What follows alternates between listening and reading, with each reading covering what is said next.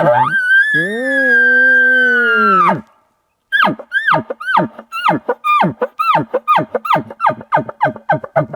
there's a lot of information online on elk calling, and you know, you can get really carried away with elk calling where everybody, like, you know, I even just recently I decided to listen to some podcasts and get other people's opinions, because for me, you know, I come up with my own theories, right? Like I've been in the woods a lot. I've called in a lot of elk. That's probably between elk and mule deer, that's been our biggest, that's probably what our family hunts the most, especially elk. Like we're diehard through and through elk hunters. And I hear opinions from multiple different people. And, you know, so recently I decided to listen to, it was pretty cool. It was a wildlife biologist who's really studied elk vocals, elk behavior.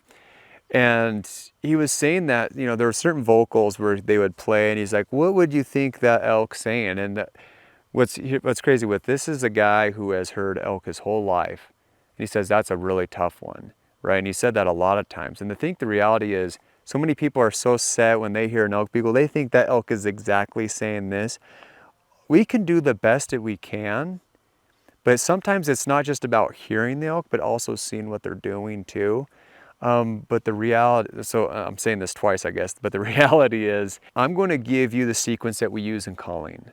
But the one thing I recommend to do on your own time is to mimic elk calls yourself. Because if you're copying me, you're gonna elk bugle according to Tom. And then when you share that information with somebody else, it's just slowly over time, the calling gets worse and worse, right? And so the best way to truly become a good elk caller and be able to call in these bulls is to actually listen. I recommend going online, listen to actual elk sounds, listen to the calls they're doing. I'm going to give you a basic rundown on how I call in a bull, but I still recommend, even after watching this, to go online and actually listen to elk bugle. And if you listen to any experienced elk hunter, they're not saying, oh, this guy taught me this call, this is what I use, and this is how I'm successful. Usually they say, I've been around elk, I've seen elk make this call, and that taught me to become successful. It's usually really skilled elk hunters are using calls because of what they heard an elk say. And so what I'm doing is I'm showing you exactly what I have heard elk say. And so when we're talking about elk calling, it's not even elk calling, it's elk talking. We are talking. This is a communication. We're having a communication with each other, right? And so I want to first talk about, there's three main calls, actually four main bugles I want to touch base with. There is the location bugle. There is the display bugle. There is the challenge bugle. And there is the bugle that talks to the cows. I want to cover those four ones. And again, this becomes very controversial amongst other elk hunters. I could do this, and an elk hunter might say, that's wrong, do it this way. Like, everybody's going to tell you something different, but I'm going to tell you based on my own experience, right? So locate bugle is really simple. Let's start with that. Locate bugle. This is a bugle that I will use if I'm walking ridge tops or I'm walking in these deep draws. All I want to do is I want to locate an elk. Now, I want to use the example of people, right? Like, when we're talking to elk, it's just like people talking to people. If I'm walking down the street and I throw a challenge bugle at a person, and what I mean by that, if I say, hey, you want to fight? You want to go? People are going to stand back like, whoa, dude, whoa. Like, they're going to think I'm crazy, right? But what you do is you're trying to instigate a fight, and it has to start slowly, right? And so usually a fight doesn't start off by someone throwing fists. It starts off something very slow. That's what we're trying to do. We want, instead of throwing fists though, we want to challenge a bull to fight at some point. And especially a herd bull. We're talking specifically herd bulls in general. But everything starts off with just a simple locate bugle. And let me show you that. It's a 3-note, where are you?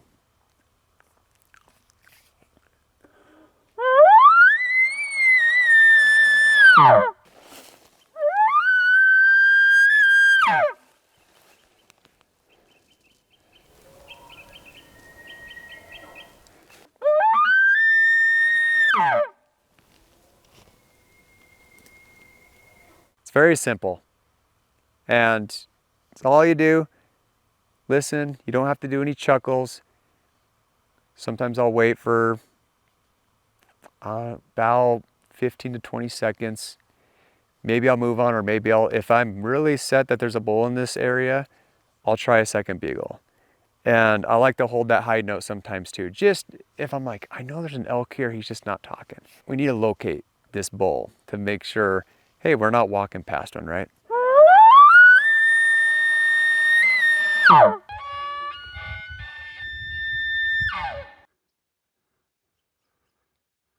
Again, very simple.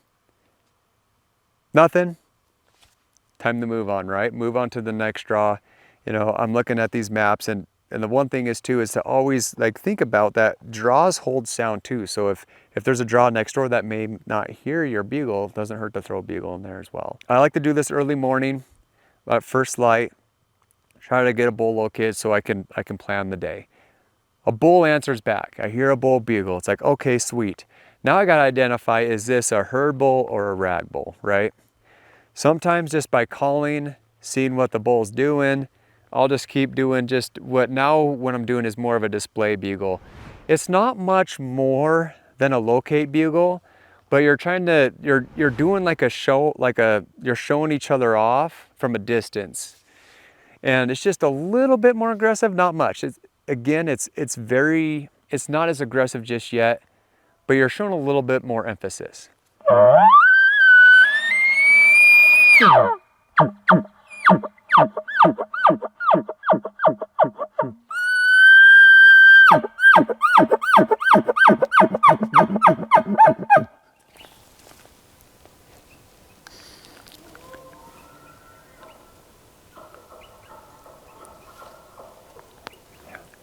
Now he's talking to me.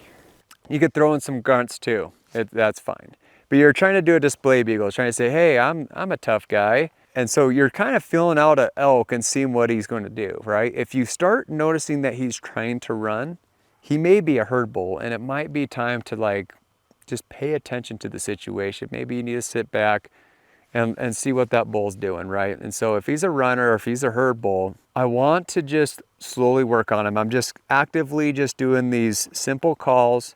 As long as if he's not moving, that's fine. I'm going to keep calling. But if he starts to run, I got to stop calling because all I'm doing is pushing him out, right? That's what I call a display bugle. Let's say I'm at the point where I decided to move in on this bull and I want to challenge him. I want to challenge him to a fight. Then I get in closer. I get into this bubble, right? And this is usually what I do, especially with a runner, because if a bull's far enough away, he can push his cows away from me, right? He doesn't want his ladies taken. He knows I'm a threat. At the point where he thinks I'm a threat, he's going to move, right? But I want to get to a point to where I'm like, he can't run. I'm too close. I'm in his bubble. He's going to have to fight. So I get close enough to where it depends on how open the country is. If it's really thick, I can get under 100 yards, get up close and personal. And sometimes even to the point where you can hear them crashing in the brush, hear the cows moving. And at this point, then I'm throwing a challenge bugle. And that's just, all you're doing is you're emphasizing some more screams, right? And so I'll give you I'll give you a challenge bugle, and then another option too is you're doing what I would call, you're talking to the cows bugle, which can really upset a bull elk, a herd bull.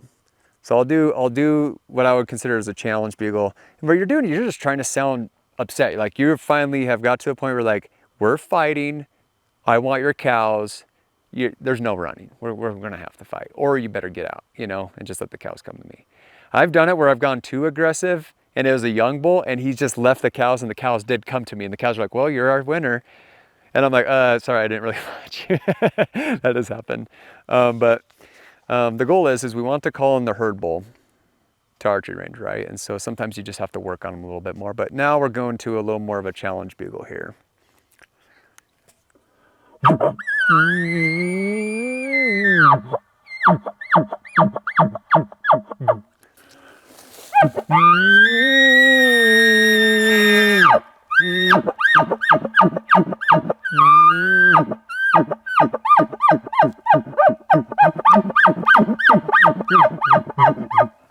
I add a little bit more growl. And the one thing I've done too, and I've noticed it almost sends a signal to elk. I've done that where I do a challenge bugle and they might run a little farther. I get quiet, I get close again. We do this little cat mouse game. But as soon as I get close and I do that challenge bugle and I actually grab a stick and start raking a tree, as soon as that other bull starts raking a tree, that bull signaled to me back that he's ready to fight. And if I hear that rake, I'm like, oh, it's on. But what's interesting is just when you rake a tree, it is a signal like this is happening. This is a fight going on. And I've done this where the bull keeps running. I'm like, why isn't he coming into my challenge bugle? If I am like, let me try a rake. I try a rake, I just slam a stick into the tree, and all of a sudden I hear that same thing going on. The fight's on. He's no longer running. He's preparing himself. So when they're raking, they're getting ready to fight. They're really amping themselves up. And so as I rake a tree, this is a tree that's a little bit harder. Sometimes it's nice if there's a little more bumps, it makes a little bit more sound, and you can break branches and stuff if there's a tree with branches, snapping the branches. I mean, elk are noisy critters, and you're making a lot of noise.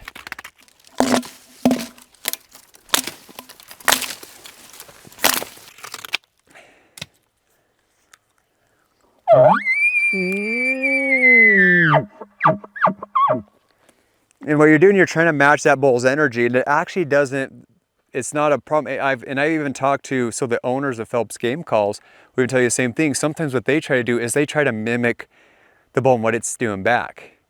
And it just fires them up and makes them mad. And what even makes it worse, and I'm going based on other tips and tricks too. So like Travis, my brother, when he calls for me, he cuts off the bull. So if the bull rakes and he screams, in the middle of that bull's scream, if you cut him off, and if you cut it off in the middle of a scream, that bull gets even more mad. You're just working him up. You're really pissing him off. And so you just keep raking, so you're working this up and you're raking. I actually sometimes like to use the bugle tube too. Just a little bit hollow. And then you're just playing this cat and mouse game. And there's a lot of different calling sequences.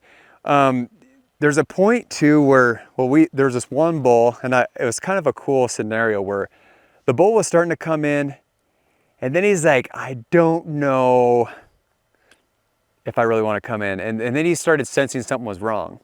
And so he started barking, and usually the bark, it almost sounds like a bugle that's cut off. That's like a deer blowing. That's like the hunt's over. Well, there was this bull, and it was a nice 6x6. Well, Travis mimicked that bull. Right when that bull did that, Trav did this.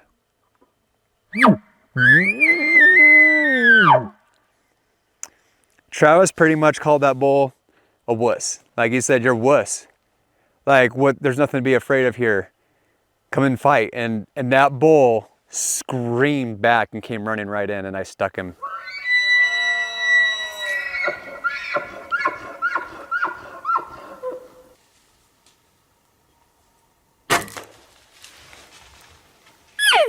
So what we learned with this is you're mimicking the elk. It really upsets them when you're mimicking them. It's no different if you're trying to start a fight and you're like, and you're trying to raise each other's voice. You're kind of competing with your voice.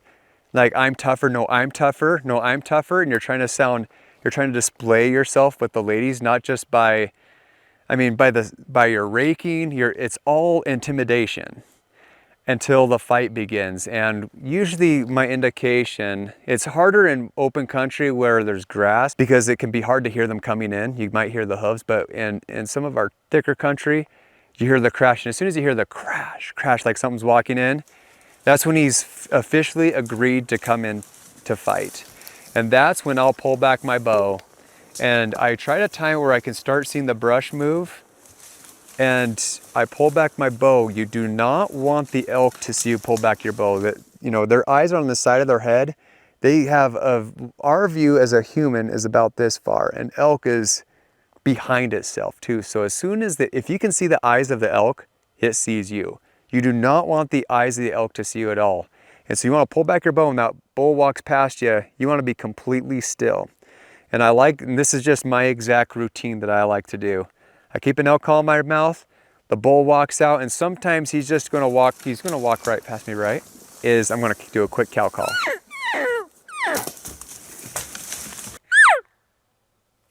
just to stop the bull. It's a very natural sound for the elk, right? So it's not something that's going to scare the elk. But all you're doing is getting the stop, stick the bull, it takes off running. He hopefully just goes a little ways and tips over dead. But that's one way to do it. Now, another call that I like to use is, and that I haven't mentioned quite yet, and it's a combination between the challenge bugle and sometimes you can use the, what is called your talking to the cows bugle. I killed a bull back in 2021. He was a 3, what did he score? He was 344. Yeah, and so he was a dandy. And the call he liked to use a lot was he would hardly ever talk to me, but he would talk to his cows. And it's a very short bugle with a growl. So, and there's not even a chuckle. So usually it's just a growl and an end. Let me show you.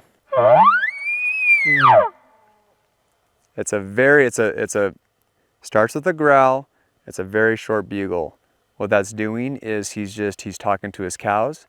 It's usually a communication with his cows and himself. And so, so those are the 4 main calls for bugling, what I like to use. So going back, it's the locate bugle, the display bugle, the challenge bugle, and then with the challenge bugle, you can on and off. Again, you have to put yourself in the mind of the animal. So sometimes if you hear that bull, as you're challenging him to fight, you hear him talk to his ladies, talk to his ladies too, do that, talk to his cows. And then he's just like, what are you doing? Don't talk to my ladies.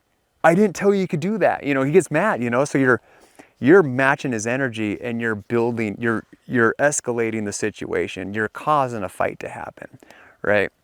And when it all comes together, it's one of the most memorable experiences. Now, the other thing I want to mention too, and this is, so a lot of times we learn these techniques from each other, right? So I hunt with my brother Travis a lot. I hunt with my brother Trevor a lot.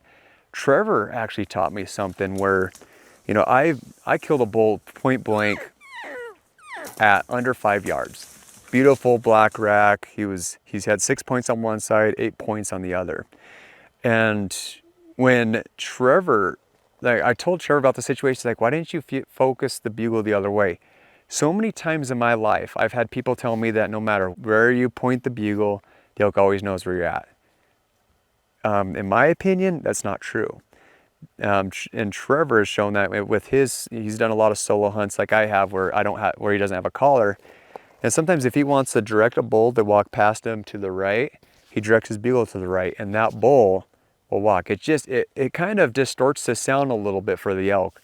And even maybe he can point you out close, but not enough to where he's gonna walk right to you. Usually he can walk past you between 10 to 15 yards, especially if you're in thicker country, right? So that's just a basic sequence and what I do when it comes to calling in big herd bulls. Now, between Travis and I, we look at it over the years. Between him and I, we've killed over 50 bulls. And so that's just between Travis and I. That's not even counting the family. And by saying that, we have a lot of experience around elk. We've been around elk. We've seen their behavior. And we're sharing this with you. And we're doing this through the Elk Hunting Masterclass on 360 Sportsman. I highly recommend checking it out. You're gonna love it. Got him, dropped him. Nice shot, buddy. Have you ever struggled with hunting elk? Have you spent hours upon hours hiking in the mountains?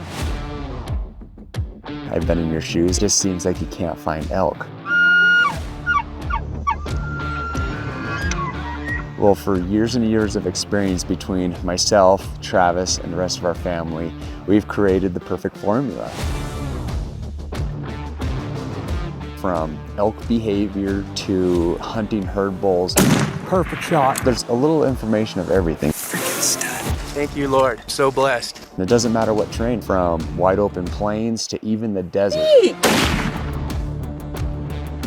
I feel like what separates us from the others is we have perfected the tactics in harvesting those big herd bulls.